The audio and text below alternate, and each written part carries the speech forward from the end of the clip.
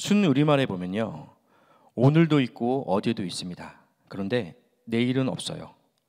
내일은 순우리말이 없고 한자만 있습니다. 그걸 생각해 보면 옛 선조들이 인생이 고달프고 삶이 힘드니까 고통의 연속이니 내일에 대한 소망이 없어서일까요? 만들지 않았습니다. 그래서 그런지 우리는 정권 보직 자리가 바뀔 때마다 과거 청산, 적폐청산이라고 이렇게 그런 데만 관심이 더 많습니다. 희망을 제기하기보다는 과거 지우기, 과거의 문제를 정리하는 데 더 초점을 둘 때가 많습니다. 고난의 관점에 봐서도 그런 것 아닐까요? 왜 내가 이런 고난을 받을까? 고난이 어디서 오는가? 그런데 이제는요, 그 이유와 기원의 문제를 따질 것이 아니라 하나님께서 이 고난을 통해서 앞으로 어떤 일을 이루실까? 이 고난이 주는 내일의 목적이 무엇일까? 앞으로 있을 일들을 한번 생각해 본다면 오늘의 고난은 의미가 있는 것 같습니다. 장차 오실 일을 대비하고 다시 오실 예수 그리스도를 대망하고 소망하는 것이죠. 오늘 본문은 하나님이 고난을 통해서 앞으로 우리에게 주실 그 뜻을 자세히 알려주고 있습니다. 욥기 36장 1절부터 16절까지의 말씀이고요. 큐티인 제목은 공고에서 구원하신 하나님입니다. 그럼 공고에서 구원하신 하나님을 만나려면 첫째, 확신에 찬 말이 되어서는 안 됩니다. 1절, 2절입니다. 엘리후가 말을 이어 이르되 나를 잠깐 용납하라. 내가 그대에게 보이리니 이는 내가 하나님을 위하여 아직도 할 말이 있음이라. 아멘. 엘리후는 누구를 위하여 할 말이 있다고 하냐면 하나님을 위하여라고 얘기합니다. 다시 얘기하면 하나님 편에 서서 하나님을 대신하여 스스로 하나님을 대변한다고 얘기를 하죠. 엘리후는 욥에게 하나님의 공의를 적극적으로 변화하려고 애를 썼지만 그러나 그는 그것만으로는 만족할 수 없었습니다. 왜냐하면 욥이 아직도 자기의 말을 받아들이지 않고 있기 때문이죠. 욥이 들어주지 않자 그는 강한 어투로 자기 확신에 사로잡혀 말을 합니다. 자기 확신과 자기 의로움에 가득 찬 엘리후는 스스로가 하나님을 빙자해서 욥을 설득시키려고 하고 있지만 그게 잘 안 됩니다. 그리고 하나님의 뜻을 알고 있다고 강하게 얘기합니다. 그런데 여러분, 이런 확신은 위험합니다. 인간에게 있어 가장 확신한 것이 무엇일까요? 그것은 아무것도 확신할 수 없습니다. 왜냐하면 인간은 100% 죄인이기 때문이죠. 그 누구도 그 무엇도 확신이 될 수 있다고 얘기할 수 없습니다. 물론 우리가 믿음을 가지고 살기 때문에 앞으로 이렇게 될 거야 하면서 기도하고 확신을 내면에 가질 수는 있지만 그러나 그것조차 흔들리도록 만드는 삶의 조건들이 참 많이 있다는 것이죠. 그런데 하나님에 대해서도 역시 마찬가지입니다. 난 하나님에 대해서 알아. 나는 철저히 하나님을 다 얘기할 수 있어 라고 말하는 사람들은 참 위험합니다. 제가 말씀을 준비하면서 제가 하나님을 안다고 말씀편에 서서 있다고 확신해서 얘기한 자였다는 것을 깨닫게 되었고 그렇게 해서 또 회개했습니다. 담당하는 청정국에서 청년들과 나눌 때 또 상담할 때 큐티하며 말씀대로 바른 말을 해준다고 저는 그렇게 생각했지만 제 생각과 경험, 성공의 프레임에 갇혀 있었던 저의 청년의 시대의 모습을 대비해서 주관적으로 처방했었던 것이 회개가 됐습니다. 사람마다 환경이 다르고 또 성향, 상황 여러 가지 조건이 다른데 제가 그것을 저의 생각으로만 또 말씀 보며 제가 또 해석한 대로만 그렇게 상담했던 것을 좀 반성하게 됐는데요. 회개하게 됐고요. 그리고 또 상대가 처방을 하는 데 있어서 좀 싫어하는 것들은 제가 좀 꺼렸던 모습도 보게 됐습니다. 제 죄를 회개하게 됐는데요. 바른 말을 통해 누군가를 계몽하고 치유할 수 있다는 것이 그것이 아니라 또한 정죄와 혼란을 일삼는 것이 아니라 그가 오직 예수님을 만날 수 있도록 담임 목사님이 말씀처럼 손을 잡아주고 기도하는 것이 그것이야말로 내가 할 수 있는 또 해야 할 유일한 행동임을 알고 적용합니다. 본문 3절입니다. 같이 읽겠습니다. 내가 먼 데서 지식을 얻고 나를 지으신 이에게 의를 돌려보내리라. 아멘. 앞절에 보면 먼 데서 지식을 얻고라고 해요.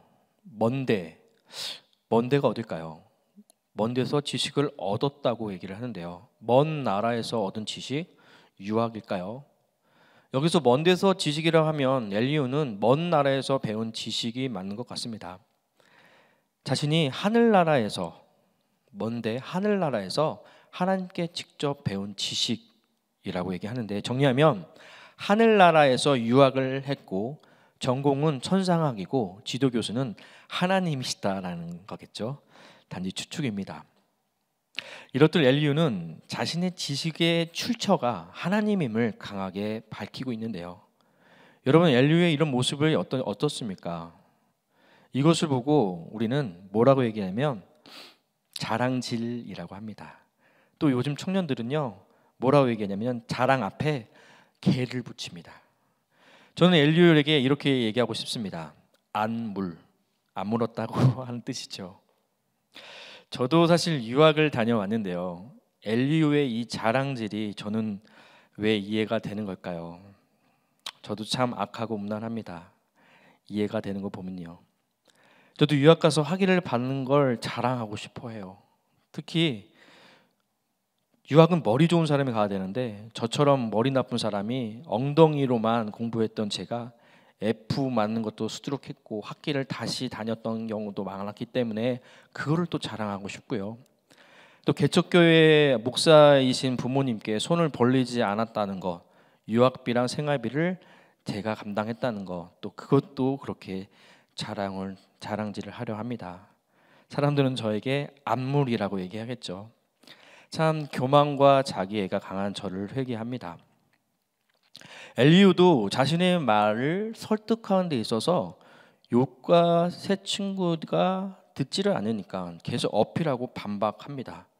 그리고 그 반박에 대해서 봉쇄하고자 하는 의도가 있습니다. 4절인데요. 또 4절에서 뭐라고 얘기하냐면요. 4절을 같이 한번 읽겠습니다. 진실로 내 말이 거짓이 아니라 온전한 지식을 가진 이가 그대와 함께 있느니라. 아멘. 엘리후는 내 말이 진실이고 거짓이 아니다라고 강조합니다. 내 말이 진실이고 거짓이 아니다. 다소 약간 초조한 느낌이 들어지는데요. 욥의 반응이 자기 생각대로 되지 않으니 그런 것 같습니다. 그리고 또 다른 지식이 나오는데요. 온전한 지식을 던집니다. 이런 거죠. 자 여러분, 내가 천상의 지식을 얻었고 이제 그 의의를 하나님께 보내드리려고 합니다. 난 온전한 지식을 가졌기 때문에 하나님과 함께 있습니다. 그러니 내 말 잘 들어라고 얘기하는 것 같습니다. 앞에서 제가 말했죠. 안 물어봤다고요. 함께 얘기할까요? 안물. 엘리후는 자신이 온전한 지식을 가진 자라고 선언합니다. 그가 아무리 하나님으로부터 지식을 받았다 해도 자신을 가리켜 온전한 지식의 소유자라고 하는 것은 참 교만하고 오만의 극치인 것 같습니다. 인간은 100% 죄인이기에 역시 믿음의 대상이 아니고 사랑의 대상일 뿐입니다. 엘리후의 거센 반항에 체울이 됩니다. 아직 젊은 엘리후는 연약합니다. 저와 같습니다. 받아주지 않자 욥에게 피력하려고 별의별 지식을 다 갖다 대죠. 진실이다, 진짜 거짓이 아니다라고 연거푸 수십 번 되풀이하며 포장과 꾸밈을 보여주고 있는데요. 꼭 저와 같습니다. 저도 가머니설로 기재로 밑동 잘린 나무와 같은 인생, 부귀영화를 누리겠다고 헛된 자기 열심과 자기 의로 인생을 살다가 애널리스트 펀드 매니저로 저를 많이 신뢰하는 투자자들에게 저의 그 물질적 심리적 만족을 위해서 거짓으로 포장하고 거짓말로 위선으로 속였던, 그리고 결국은 내 이익만 챙겼던 자였습니다. 결국 이들의 손해배상으로 그 50억을 갚아야 하는 사건이 찾아왔고요. 갚는 것밖에 없는 저의 인생인데 룻기 말씀에 남았더라라는 말씀을 주시고 이 빚의 사건이 저의 빚의 사건이 되어 정말 빚밖에 없었던 정말 저에게 있어서 죄를 드러나게 하셨습니다.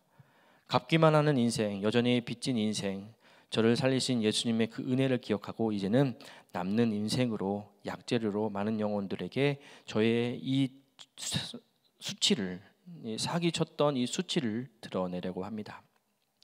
결국 엘리오를 인정받고 싶은 욕망의 이세벨, 스스로 높아지고 싶은 교만의 이세벨, 허풍으로 꾸미고 싶었던 허상의 이세벨 같은 이처럼 자신의 죄를 보여지고 연약함이 드러납니다. 오늘 엘리후가 보이는 이 연약함, 이것이 축복입니다. 믿으십니까? 내 죄를 보는 것이 축복입니다.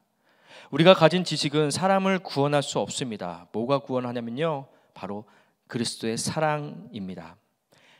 엘리후의 지식도, 우리의 지식도, 내가 알고 있는 여러 가지 많은 학문적인 지식도, 이런 지식은 세상을 구원하지 못합니다. 뭐가 구원하냐면, 맞습니다, 사랑입니다. 사랑이 구원하게 이릅니다. 고통을 겪는 이에게, 그런 사람들에게 필요한 것은 지식이 아닙니다. 사랑입니다. 그냥 그 고통을 공감하며 말없이 그냥 옆에 있어 주는 그 채우라는 십자가의 적용이 바로 사랑입니다. 그러니 오늘 고통을 겪고 있는 사람들에게 필요한 것은 예수 그리스도의 그 하나는 진실된 사랑, 모두가 나를 버린다 할지라도 나를 버리지 않는 그 한 사람이 있다는 사실을 확인해 주는 것입니다. 그리스도의 사랑을 말이죠. 적용 질문 드립니다. 듣지 않는 자기 의견을 강하게 어필한 적은 언제입니까? 자존심, 열등감, 피해의식, 혈기, 무엇 때문에 어필했습니까? 그리고 또 어떤 결론이 나왔나요? 목장에서 포장하고 꾸민 자랑하는 말은 무엇입니까? 죄를 보는 게 축복이라고 인정되십니까? 엘리후는 이해하기 어려운 사람인 게 틀림없습니다. 앞에서 내용들을 살펴보면 33장에 영적인 사람처럼 보입니다. 그런 모습으로 비춰지는데요. 근데 34장, 35장에 보면 완전히 인본주의적으로 사변적으로 변합니다. 맹렬하게 욥에 대해서 비판하고 퍼붓고, 그리고 오늘 본문 36장에서는 조금 그 태도가 누그러졌음을 또 확인하게 되는데요. 신학적으로 그의 정체성은 긍정적으로 보기도 하고 혹자는 부정적으로 보기도 합니다. 그리고 엘리후가 왜 등장을 했냐라는 것도 훗날 삽입된 내용이라고 여러 설이 많은데요. 띵크해 보면요, 엘리후는 욥과 하나님을 연결고리, 욥의 질문에 대해서 하나님의 대답 사이에 중간에 의도적으로 그 거리를 만들고, 그러면서 우리에게 생각을 하게 만드는 것 같습니다. 그 사색적인 생각을 하면서 나의 고난도 비춰서 바라볼 수 있게끔, 그리고 나서 그것을 통해서 분명한 역할을 했다는 것은 엘리후가 기정사실입니다. 공구에서 구원하시는 하나님을 만나려면 둘째, 큐티하며 엎드려야 합니다. 5절, 6절입니다. 하나님은 능하시나 아무도 멸시하지 아니하시며 그의 지혜가 무궁하사 악인을 살려두지 아니하시며 고난받는 이에게 공의를 베푸시며. 엘리후는 하나님의 능하시고 지혜가 무궁하사, 즉 전능하신, 전지하신 분이라는 것을 전합니다. 못한 일이 없고 또 모르는 것이 없다라고 이야기하는 것이죠. 우리와는 구별된 존재, 무한한 존재이신 분, 하나님의 전지전능하심을 통해 뭐를 말하는 거냐면 세상을 의롭게 심판하시는 분이다라고, 의로운 심판자라는 거죠. 그러니까 하나님의 역사 속에서 악인들이 숨겨진 마음까지도 다 알고 계신다라는 겁니다. 그리고 악인하고 고난받은 자를 대조하면서 설명을 하고 있는데, 여기서 악인과 고난받는 의인을 서로 대조하고 있다는 겁니다. 악인은 살려두지 않고 고난받는 의인은 공의를 베푸신다라고 설명을 하고 있는데요.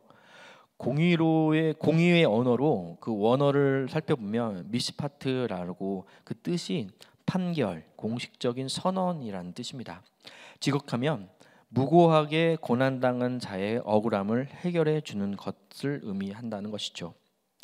욥의 억울함을 직접적으로 대답은 할 수는 없지만 어떤 방식으로든 하나님을 믿는 우리에게는 단순하고 분명한 것은 전적으로 주님을 신뢰하는 것부터 시작된다는 겁니다. 우리에게 당한 여러 고난의 장르와 종류는 다를지라도 고난받는 자의 심령을 아시는 분께 엎드리는 것, 뭐 하는 것이라고요? 엎드리는 것, 기도하는 것, 그것이 될 줄 믿습니다. 아멘이십니까? 이번 주 제가 중보기도 학교를 시작했습니다. 저 참석을 했는데요.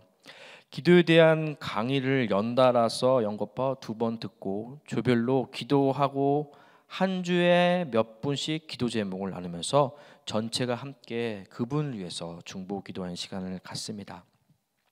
정말 기도 제목을 나누신 분들, 같은 기도 제목, 같은 환경 모두가 다 다양하다는 것을 확인할 수가 있습니다. 다양한 사건과 다양한 사연과 여러 가지의 기도 제목을 가지고 있지만 한 성령 안에서 주님의 이름을 부르며 엎드릴 수 있으니까 정말 너무나 큰 감동이 되더라고요. 사랑하는 여러분, 오늘도 우리에게 있는 고난의 장르와 종류는 달라도 그 고난을 가지고 하나님 앞에 엎드릴 수 있는 특권을 누리며 그 고난이 별이 되시는 삶을 살아가시길 축복합니다. 7절입니다. 함께 읽겠습니다. 그의 눈에 의인에게서 떼지 아니하시고 그의 왕들과 함께 왕자에 앉으사 영원토록 존귀하게 하시며. 아멘. 우리가 이렇게 여전한 나의 죄의 문제와 고난의 다양한 문제를 가지고 주님 앞에 회개하며 엎드리며 말씀을 붙들고 주님은 그렇게 우리를 의인이라 불러주십니다. 그리고 외면하지 않으시고 어떻게 하신다고 하냐면요, 눈에서 떼지 아니하신다라고 말씀해 주십니다. 하나님이 어제나 오늘이나 동일하게 있으신 분이기 때문에 욥의 때에 지금 현재도 욥배가 살던 그때도 우리를 여전한 방식으로 죄를 보고 회개하게 하시게 하신다는 겁니다. 어떻게요? 8절에 혹시 그들이 족쇄에 매이거나 환난의 줄에 매였으면 9절 그들의 소행과 악행과 자신들의 교만의 행위를 알게 하시고 10절입니다. 그들의 길을 열어 교훈을 듣게 하시며 명하여 죄악에서 돌이키게 하시나니. 아멘. 다시 말해 죄를 보고 회개하도록 그리하면서 내 죄를 드러나고 비추시게 한, 그리고 영생을 얻고 구원함에 이르게 하신다는 거죠. 그렇다면 우리에게 알게 하시고 돌이키게 하시는 것이 무엇입니까? 뭘 해야 될까요? 우리가 매일 무엇을 해야 됩니까? 바로 큐티입니다.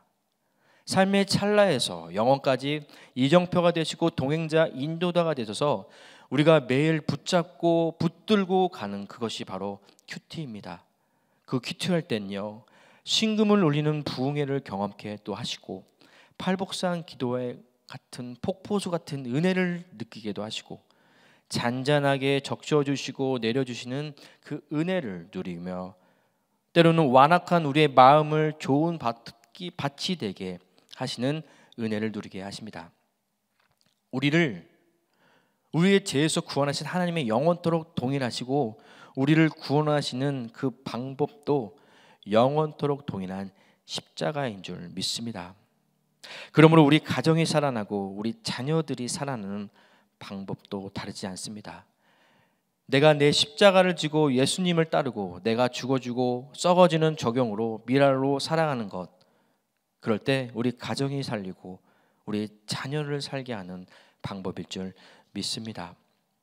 저는 잔잔한 은혜를 적셔주신 은혜를 누리면서 우리들 공동체에 붙어가고 있는데요, 되었다함이 없는 제가 큐티하면서 주신 구속사의 말씀을 묵상하며 여전한 방식으로 죄를 보았는데요, 저는 죄가 너무 많아서 회개하며 은혜를 주시는데요,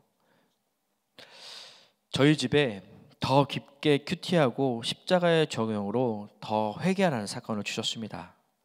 제가 아들 2명, 6살, 4살 시완이 준환이가 있는데요, 이제 자녀가 3명이 되었습니다. 네, 뱃속에 셋째 태의 열매를 주셨습니다. 부태 떨감합니다. 예전에 담임 목사님께서 사역자 회의 때 인구 절벽 시대 나라도 교회도 없어진다고 너희들도 한 명씩 더 낳아 라고 말씀해 주셨습니다. 그렇게 말씀해 주셨을 때 제가 바로 앞에서 큰 소리로 네 라고 대답을 했습니다. 그래, 적용하자. 그런데 팔복산 기도회 후에 소식을 알게 되었습니다. 우리 셋째 태명을 팔복이라고 지었고요. 그날 4월 1일 날 큐티 말씀에 나의 주 나의 하나님이라고 제목으로 도마의 의심을 했던 내용이 있는데요. 예수님의 부활에 직접 손을 못자국을 넣어 보지 않으면 믿지 않겠다는 그 도마의 의심이 많은 도마가 직접 보지 않으면 믿지 않는 것을 직접 찾아오셔서 보게 하시는 하나님 예수님입니다. 그처럼 셋째 태의 열매를 저한테 주시면서 너희 하나님을 보게 하시려고 하신 것으로 믿습니다. 되었다 함이 없는 죄인인데 제가 붙어갈 수 있는 공동체가 있으니 참 감사하게 되고 더 회개하게 됩니다. 사랑하는 여러분, 여전한 방식으로 큐티를 눈에 떼지 마시길 바랍니다. 11절, 12절, 11절부터 14절까지입니다. 만일 그들이 순종하며 섬기면 형통한 날이 보내며 즐거운 해를 지낼 것이요 만일 그들이 순종하지 아니하면 칼에 망하며 지식으로 죽을 것이라. 마음에 경건하지 아니한 자는 분노를 쌓으며 하나님의 속박할지라도 도움을 구하지 아니하나니 그들은 몸을 젊어서 죽으며 그들의 생명의 장난과 남창과 함께 있도다. 아멘. 십자가의 적용으로 악인과 의인이 순종을 하냐 순종하지 않느냐에 대해서 오늘 말씀 가운데 우리에게 전달해 주십니다. 사랑하는 여러분, 여러분 순종하고 계십니까? 순종하지 않고 계십니까? 우리가 순종하며 회개로 나아가야 될 줄 믿습니다. 적용 질문입니다. 나의 그 고난의 다양한 문제를 가지고 주님 앞에 엎드리십니까? 여전한 방식으로 매일 나를 살리는 큐티를 하시나요? 고난에서 구원하신 하나님을 만나려면 셋째, 고난이 축복이라는 것을 인정해야 합니다. 15, 16절입니다. 하나님은 공고한 자를 그 공고에서 구원하시며 확대당할 쯤에 그를 길을 여시나니. 16절, 하나님이 그대를 환난에서 이끌어내사 좁지 않고 넉넉한 것으로 옮기려 하셨은즉 무릇 그들의 상에서 기름진 것을 놓이리라. 아멘. 하나님이 오늘 고통을 겪고 있는 사람을 구원하시게 하나님의 의지를 하라고 말씀을 하십니다. 그런데 그 다음에 뭐라고 얘기하시냐면요, 확대 당할 쯤에 길을 여신다라고 얘기하세요. 그냥 고난받기 전에 구원하시면 안 되냐라고 말씀하시는 분도 계시는데, 그러나 본문은 의인은 고난 당할 때 고난을 맛본 후에 구원하신다라고 우리에게 알려주시고 있습니다. 사랑하는 여러분, 여러분 잘 알고 있지 않습니까? 우리들 교회 어록 중에 어록 뭐죠? 고난이 축복이다. 고난이 축복이라는 말씀을 응하게 합니다. 여기서는 고난이 기름진 상이라고 얘기합니다. 구속사의 말씀으로 15절을 다시 쓴다면 이럴 것 같습니다. 하나님은 공고한 자를 고난으로 구원하고 확대를 그 길을 여신다라고 말씀할 수 있을 것 같습니다. 결국 고난으로 구원받고 확대당할 때 길을 여신다라는 뜻이겠죠.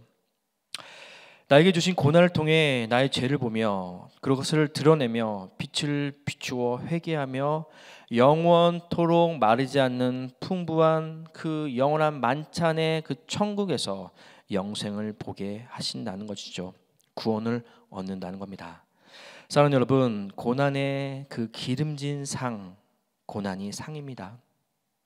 정신의 고난, 질병의 고난, 물질의 고난, 가정의 고난, 자녀의 고난, 오늘도 각자의 그 고난의 종류와 장르는 다를지라도 그것이 나를 살리는 나의 연약함, 죄를 길을 열게 듣게 하시고 보게 하시는 하나님의 후한 선물이 될 줄 믿습니다. 적용 질문입니다. 고난이 축복이고 고난이 상이라는 것이 인정되시나요? 고난으로 들려주시는 말씀의 길을 여시나요? 닫으시나요? 기도하시겠습니다. 하나님, 인류의 말을 보며 저의 죄를 봅니다. 저는 헛된 야망으로 성공을 외치다가 나를 신뢰하던 투자자들을 이용해서 그렇게 돈을 벌었던 죄인입니다. 저에게 있는 그 엘리후와 같은 자기 확신과 교만, 그리고 포장과 사기의 이세벨로 그것을 나의 죄를 내어 던지라고 50억의 손해배상의 빚의 사건으로 빛이 되게 하셨습니다. 음란하고 악한 제가 그나마 덜 죄를 지으라고 목사의 직분을 주셔서 거짓 꾸밈 포장 하고 싶어도 양심의 가책으로 느끼며 그런 환경을 겸손하게 하셨던 주님 감사합니다. 그런데도 여전히 목사로서 성공하고 싶고 헛된 야망만 품었던 저를 용서하여 주시옵소서. 그렇게 헛된 꿈만 꾸고 있던 저에게 아내의 가출과 이혼 소장의 사건을 주시고 저를 회개하게 하셨던 것, 저희 아내를 수고하게 하셨던 것, 이런 저의 죄를 불쌍히 여겨 주시옵소서. 이제는 나의 이세벨을 큐티하며 찾고 또 찾아 회개하게 하여 주시옵소서. 붙어가서 묻고 저의 수치를 드러내며 한 영혼이라도 구원하기 위해 약재료로 사용하여 주시옵소서. 공부해서 구원하신 하나님을 만나는 우리들 공동체에 되게 하여 주시옵시고 확신에 찬 말로 하나님보다 더 높아지려는 우상을 내려놓게 하여 주시옵소서. 자기 확신과 교만, 바른 말이라고 치유하려는 그 교만의 말을 일삼았던 정죄와 힐난했던 죄를 용서하여 주시옵시고, 그래서 오늘도 고통을 겪고 있는 사람들에게 그리스도의 사랑을 전하는 말이 되게 허락하여 주시옵소서. 매일 큐티하며 죄를 보게 하여 주시옵시고 말씀이 묵상하며 해석하며 말씀으로 응하는 삶이 되게 인도하여 주시길 소망합니다. 오늘 말씀처럼 고난이 축복이라는 것을 인정하게 허락하여 주시옵시고 하나님은 공고한 자를 고난을 구원하고 확대로 그 길을 여시게 하여 주심을 감사합니다. 우리에게 각자 주신 고난의 장르와 종류는 다르지만 그것이 구원하게 되는 수단이고 그 터널을 지나면 죄를 살피며 그것을 빛이 드러나는 그 터널의 끝에 드러나는 그 빛을 통해서 죄가 드러나게 허락하여 주시옵시고 빛을 비치게 하여 주셔서 우리에게 주신 그 역시 많은 수많은 정신의 고난, 질병의 고난, 물질의 고난, 가정의 고난, 자녀의 고난, 취업의 고난, 진로의 고난, 이 모든 고난을 통해 길을 열어 듣게 보게 하여 주시옵시고 하나님의 후한 선물임을 깨닫게 허락하여 주시옵소서. 주님, 사랑하는 담임 목사님 영육간의 강건함을 허락하여 주시옵소서. 주님의 은혜가 가득 넘치게 하여 주시옵시고 지난주 제주 목회자 세미나가 잘 진행되게 허락하여 주심을 감사합니다. 제주 열방의 구속사의 말씀이 더 울려 퍼지게 하여 주시옵시고 한 교회 한 영혼이 살아나게 성령님 인도하여 주시옵소서. 교회에서 진행되는 제주, 세종, 국내, 내륙, 해외 여름 TT 사역을 준비하는 가운데 있습니다. 주님, 기름 부어 주셔서 구속사의 가치가 바다로 아버지 흘러 아버지 온 땅에 전파될 수 있도록 역사하여 주시옵소서. 이 나라를 국리로 여겨 주시옵소서. 하나님을 경외하고 생명을 중시하는 위정자들이 되게 허락하여 주시옵소서. 당선된 국회의원들이 겸손히 섬기며 분별을 하여 아버지 무너진 이 땅에 세워줄 수 있는 쓰임받을 수 있도록 인도하여 주시옵소서. 인권의 왕노릇하며 모든 악법을 막아 주시옵시고 생명을 가정에서 지키며 아버지 또한 악법이 제공되지 있지 않도록 주님 은혜 베려 주시옵소서. 특별히 질병의 고난으로 힘겨운 시간을 보내고 있는 성도님들을 주님 지켜보호하여 주시옵소서. 생명을 걸고 주님 앞에 매달리고 있습니다. 이해할 수 없고 헤아릴 수 없는 많은 질병의 고난 가운데 이 고난이 구원을 위한 것이고 사명을 감당할 수 있는 그 힘이 된다는 것을 깨닫고 회복하게 인도하여 주시옵소서. 오늘도 말씀의 은혜를 기억하며 이 모든 말씀 살아계셔 역사하시는 주 예수님 이름으로 간절히 기도드립니다. 아멘. 이제 각자 가지고 나오신 기도 제목을 놓고 주님 앞에 나아가도록 하겠습니다.